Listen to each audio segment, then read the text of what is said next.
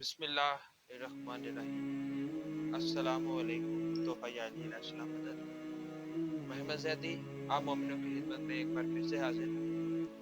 آج ہماری اس سیریز کی تیسرا ایپیسوڈ ہے۔ جیسا کہ آپ سب جانتے ہیں کہ ہم نے وقت اور حالات کو مد نظر رکھتے ہوئے معرفت امام زمانہ سیریز کا آغاز کیا ہے اور آج ماشاءاللہ سے ہمارا تیسرا ایپیسوڈ ہے۔ امید ہے سب مومنین اس ویڈیو کو دیکھیں گے، اس کو شیئر کریں گے۔ آج سب سے پہلے جو میں آپ سے عرض کرنا چاہوں گا، جو سب سے پہلے میں نے چیز دیکھی ہے، جتنے بھی مومنین اس ویڈیو کو دیکھ رہے ہیں ان سب سے گزارش ہے کہ سب سے پہلے اپنے امام زمانہ علیہ السلام کی بارگاہ میں سلام پیش کریں، کیونکہ کافی مومنین کیونکہ دنیا ہی لحاظ سے بہت زیادہ مصروفیات ہوتی ہیں، اکثر اوقات میں ہم بھول جاتے ہیں کہ ہم نے امام کو سلام دی، جو کہ ہم پہ فرض ہے، بلکہ واجب سمجھتا ہوں میں اس بات کو کہ ہم دن میں کم از کم جب رات صبح اٹھتے ہیں اور رات کو جب سوتے ہیں تو وقت کے امام کو سلام کرنا چاہیے۔ تو آپ اس پیغام کو آگے بھی شیئر کریں تاکہ جتنے مومنین جنہوں نے آج سلام نہیں کیا وہ سلام اپنے امام کی بارگاہ میں پیش کریں۔ اور آج ہم بات کا آغاز، بات کی گفتگو جو ہے اس بات سے کریں گے کہ دیکھیں جو ہم نے اللہ جل امام زمانہ جو ہر مومن کے دل کی حسرت ہے، بلکہ میں ہر مومن کے جو منزل ہے، میں اس کو اس بات سے تشبیہ دوں گا کہ ہماری جو منزل ہے، اصل منزل تو ہماری امام زمانہ کا ظہور ہے، کیونکہ بادشاہ کا فرمان ہے، لاسٹ ویڈیو میں نے اپنی عرض کیا، مولا فرماتے ہیں کہ تمہاری ساری پریشانیوں، تمہاری ساری مشکلوں کا حل میرے ظہور میں ہے، اس لیے میرے ظہور کی دعا کرو۔ تو اس لیے ہماری منزل تو امام زمانہ علیہ السلام کا جو ظہور مبارک ہے، اور منزل جو ہے نا، ہم نے اپنی منزل کا تعین دے کہ جس چیز کی تیاری نہ کی جائے، چاہے وہ امتحان دنیاوی امتحان کیوں نہ ہو، چاہے آخرت کا امتحان کیوں نہ ہو۔ اگر ہم دنیاوی امتحان کی بات کریں، کوئی ڈاکٹر کی پڑھائی کر رہا ہے، کوئی انجینئر کی پڑھائی کر رہا ہے، تو جو بھی پڑھائی کر رہے ہیں اس کی تیاری کر رہے ہیں تاکہ ہمارا امتحان اچھا ہو، امتحان میں کامیاب ہو۔ اگر ہم انسان جب دنیا میں آتا ہے نا، دنیا میں آتا ہے وہ ایک امتحان کے لیے آیا ہے۔ امتحان کس طرح ہے؟ اللہ تعالیٰ نے انسان کو دنیا میں بھیجا، اسے بتا دیا کہ بھائی یہ اچھائی ہے، یہ برائی ہے۔ سب سے پہلے تو انسان آگے جو سیکھتا ہے وہ یہی سیکھتا ہے کہ بھائی یہ اچھائی کا راستہ کون سا ہے، برائی کا راستہ کون سا ہے، اچھے مال کون سے ہیں، برے مال کون سے ہیں۔ یہ تعلیم اس کو دی جاتی ہے، یہ تیاری کرتا ہے وہ زندگی گزارنے کی دنیا کے اندر، اپنا مقصد تلاش کرتا ہے کہ میرا اس دنیا میں آنے کا مقصد کیا ہے، وہ اس چیز کی تیاری کرتا ہے تاکہ میں آخرت کے امتحان میں کامیاب ہو سکوں۔ اور اسی طرح ہم نے تیاری کرنی ہے لشکر امام زمانہ کے لیے، جو ہم سب کا ڈریم ہے، ہم سب کی منزل ہے، اس چیز کی ہم نے تیاری کرنی ہے۔ اور جب تک ہم تیاری نہیں کریں گے، بتائیں ہم کیسے اپنی منزل تک پہنچیں گے؟ جب تک ہم رستہ ہی نہ معلوم کریں گے کہ ہماری منزل کا رستہ کون سا ہے۔ دیکھیں، کربلا میں ہونا بات نہیں ہے، کربلا میں امام حسین کے ساتھ کھڑے ہونا بات ہے۔ اتنے ثواب تھے مولا کے، اس دور میں بہت زیادہ ثواب تھے۔ جب مدینے میں مولا نے کہا کہ میں نے جانا ہے تو صرف 72 ہی کیوں نکلے؟ لیکن جب امام بلاتے ہیں نا، تب اپنا سب کچھ پیچھے چھوڑ کے امام کے ساتھ چلنا، یہ بڑی بات ہے۔ جب رسول بھی مجھے یاد آ گیا، جب نبی پاک بھی جاتے تھے نا جنگ کے لیے، تو بہت سے لوگ ایسے تھے کہ یہ بہانہ لگاتے تھے کہ یا رسول اللہ میں گھر میں اکیلا ہوں، یا رسول اللہ میں نے گھر کو تالا وغیرہ نہیں لگایا، یا رسول اللہ میری یہ فلانی وجہ ہے۔ بہت سے لوگ اس طرح کرتے تھے۔ تو سب کچھ اپنا پیچھے چھوڑ کے امام کے ساتھ چلنا بہت بڑی بات ہے۔ اور وہاں دیکھیں، کربلا کے میدان میں تو یزیدی لشکر بھی تھا، شمر بھی وہاں پہ موجود تھا۔ کربلا کے میدان میں ہونا بات نہیں ہے، سب سے بڑی بات ہے کہ ہم ہیں کس کی طرف۔ جب تک ہمیں وقت کے امام کی معرفت نہیں ہوگی، ہم کیسے مولا کے لشکر میں شامل ہوں گے؟ ہم نے خود کو اس طرح بنانا ہے، اپنے وجود کو اس طرح ڈالنا ہے کہ جس طرح امام چاہتے ہیں کہ میرا سپاہی ایسا ہو۔ دیکھیں، ایک فوج ہے نا، ایک فوج کے اندر ہر بندہ شامل نہیں ہو سکتا۔ بندہ کون شامل ہوتا ہے؟ جو اس فوج کے قابل ہو۔ ہم نے امام کے لشکر کے قابل بننا ہے، اپنے آپ کو اس لشکر کے لیے تیار کرنا ہے، اپنے آپ کو اس جنگ کے لیے تیار کرنا ہے جو ہم نے امام کے ساتھ لڑنی ہے۔ ऐसे तो नहीं होगा कि हम दुनियावी काम में मशगूल रहें, हमें पता ही कुछ ना हो कि भाई क्या होना है, क्या नहीं होना, क्या करना है, हमें क्या नहीं करना, और हम इस तरह जी दुआ करते रहे कि मौला आ जाइए, मौला आ जाइए। जब मौला आएँगे, मौला पूछेंगे, क्या किया मेरे लिए? क्या तैयारी की हुई है?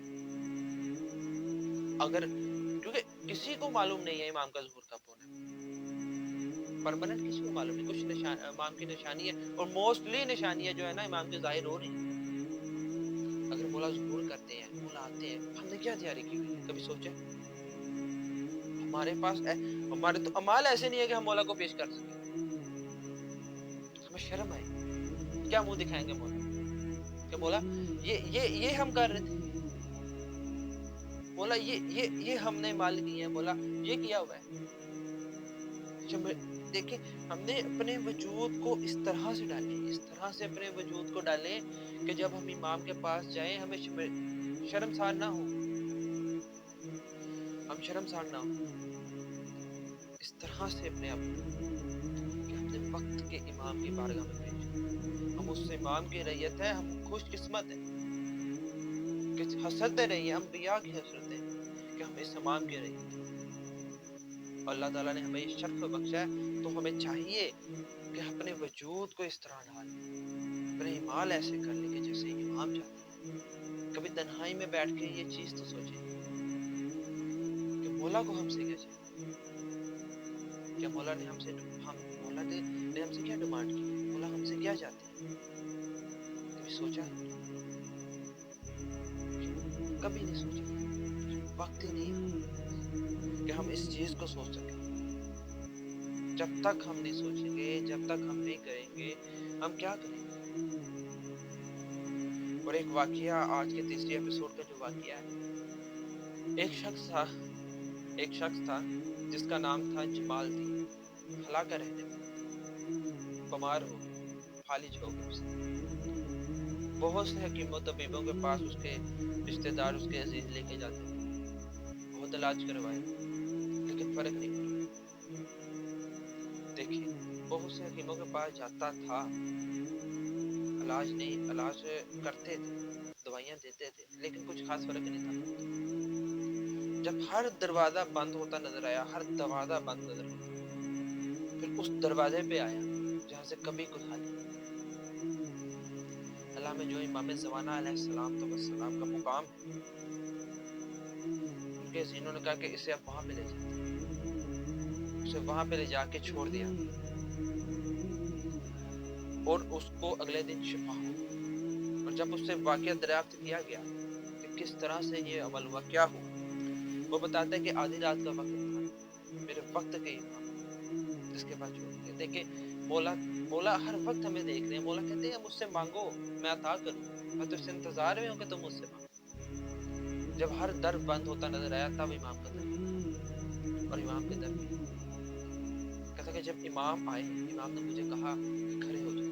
कहा, मेरे आका, मेरे मौला, मेरे मेरे वजूद में वो ताकत नहीं है कि मैं खड़ा हो सकूँ। मौला मैं बीमार हूँ, मौला मैं लाचार हूँ। इमाम ने कहा अल्लाह के हुक्म से, अल्लाह के हुक्म से खड़े हो जाओ। कहता है इमाम ने मेरा बाजू पकड़ा और मुझे खड़ा किया। कहता जिस तरह ही मैं खड़ा हुआ, मैं ऐसा फ़ील कर रहा था जैसे मैं कभी बीमार था ही नहीं। मेरे जिस्म से सारी बीमारी जा चुकी थी। देखिए उनकी लचपाली कि जैसे ही आया वैसे ही मौला ने शिफा अता की। शिफा वाला हर दर बंद हो गया था, तब मौला ने उसके पास आया। हम क्यों नहीं मांगते मौला से? क्या वजह है कि हम क्यों नहीं उस तरफ जा रहे? क्यों हम बेहयाई की तरफ जा रहे हैं? क्यों हम इस तरफ माइल हो रहे हैं? क्यों नहीं हम इमाम के दर पे जा रहे हैं? क्यों नहीं अपने आप को दुरुस्त कर रहे हैं? देखिए हर कोई गुनाहगार है, हर कोई गुनाहगार है, इंसान है ना, गुनाहों का पुतला है। हर कोई गुनाहगार है, कोई फरिश्ता नहीं है यहाँ पे। अगर हम गुनाहों से बच नहीं सकते, तो हमें कम से कम ये कोशिश करनी चाहिए कि हम कम से कम गुनाह करें, कम से कम ना करें इतने कि इमाम को मुँह दिखाने के काबिल हो, कि इमाम के सामने जब हम जाएँ हम शर्मसार हो।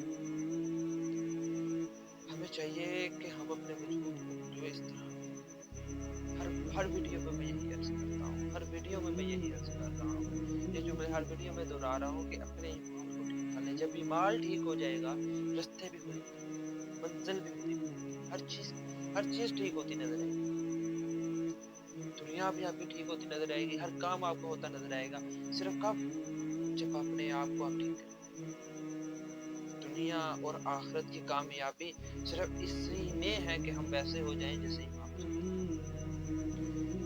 اور آج کی ویڈیو زیادہ لمبی نہ ہو جائے، اس لیے ملتے ہیں اگلی ویڈیو میں. تب تک کے لیے توفیق علی علیہ الصلوۃ والسلام. مدد.